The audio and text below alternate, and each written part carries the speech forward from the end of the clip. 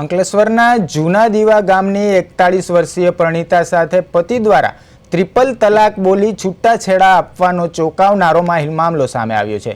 મહિલાના જણાવ્યા મુજબ ઓલપાડ ખાતે રહેતા અને વ્યવસાય શિક્ષક પતિએ અન્ય સંબંધનો વહેમ રાખી ઝઘડા શરૂ કર્યા હતા, જ્યારે પત્નીએ પતિના અન્ય સ્ત્રી સાથેના સંબંધોનો આક્ષેપ કરતા વિવાદ વધુ વકર્યો હતો। 14 જૂન 2025ના રોજ થયેલા ઝઘડા બાદ પતિએ પત્નીને ઘરમાંથી કાઢી મૂકી હતી અને બાદમાં 3 વાર તલાક બોલી છૂટાછેડા જાહેર કર્યા હતા। મહિલાએ મુસ્લિમ મહિલા લગ્ન અધિકાર સંરક્ષણ અધિનિયમ 1990 હેઠળ ફરિયાદ નોંધાવતા પોલીસે 0 નંબરનો ગુનો દાખલ કરી કેસ સુપરત પોલીસ સ્ટેશનમાં ટ્રાન્સફર કર્યો હતો। નોંધનીય છે કે શહેર ડિવિઝન પોલીસ મથકે ટ્રિપલ તલાકના કાયદા હેઠળ નોંધાયેલો આ પ્રથમ ગુનો છે। મારા મેરેજ ઇરફાન હુસેન સાથે તારીખ 10/5/2014ના રોજ 2004ના રોજ થયા હતા।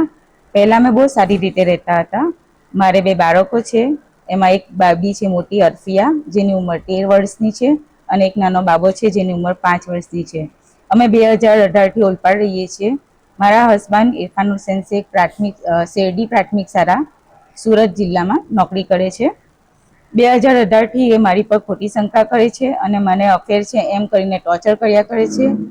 એમને પોતે જ 2 પર સ્ત્રીઓ સાથે અફેર છે, એના આધારે એ મારી સાથે ઝઘડો કર્યા કરે છે અને એ ઝઘડાના આધારે એમણે મને ઘરમાંથી કાઢી મૂકી છે।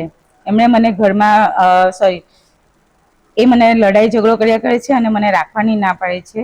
તારીખ 12/6/25ના રોજ તેઓ ખોટી શંકાના આધારે મારી સાથે બોલાચાલી કરી હતી અને તેઓએ મને ઘરમાંથી કાઢી મૂકી હતી। આજરોજ સફિયા ઇરફાન હુસેન સિકંદર શેખ રહેવાસી જૂના દીવા ગામ તાલુકો અંકલેશ્વર જિલ્લો ભરૂચ નાઓના લગ્ન બાગે મદીના સોસાયટી ગામ ઓલપાડ જિલ્લો સુરત મુકામે ઇરફાન હુસેન શેખ સિકંદર શેખ નાઓ સાથે થયેલા હતા। તેમને